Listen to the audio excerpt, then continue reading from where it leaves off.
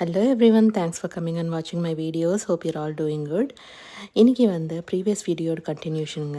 Last time நான் நவராத்திரிக்கு என்னெல்லாம் dishes பண்ணேன்னு சொன்னேன். அது ரெசிபி ஷேர் பண்ணலான் இருக்கேன். So that you can also try.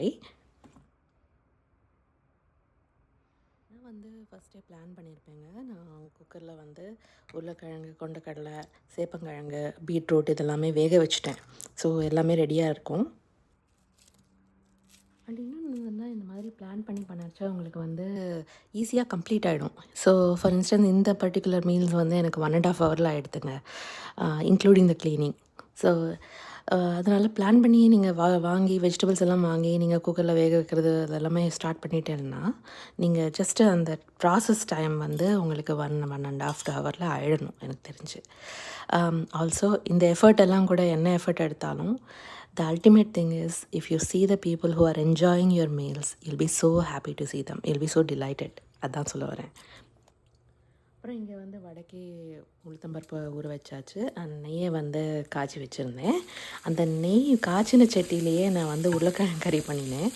ரொம்ப டேஸ்டியாக இருக்கும் அப்படி பண்ணினா. நீங்கள் பண்ணி பாருங்கள், அந்த ரோஸ்ட் வந்து சூப்பராக இருக்கும். ஓகே,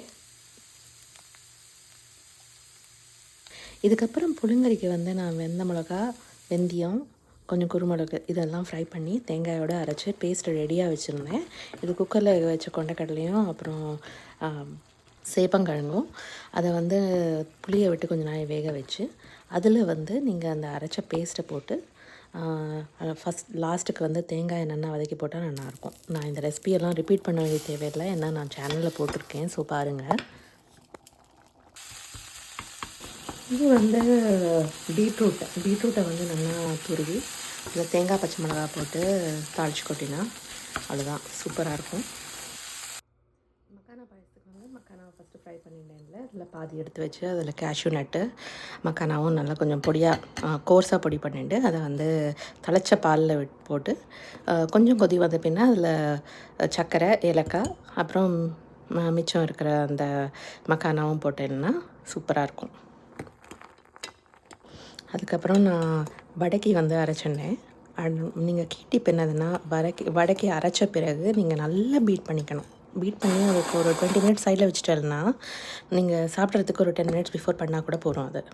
அதில் வந்து வெங்காயம், குருமிளகு, ஜீரகம், கொஞ்சம் பச்சை மிளகா, வேணால் நீங்கள் கறி லீவ்ஸ் அண்ட் கொத்தமல்லி எல்லாம் கூட போட்டுக்கலாம். பாருங்கள், பொந்தி நல்லா வந்திருக்கு. அவ்வளோதாங்க, meals are ready today. So yeah, that's how we enjoyed. Be happy, stay positive. See you in the next video.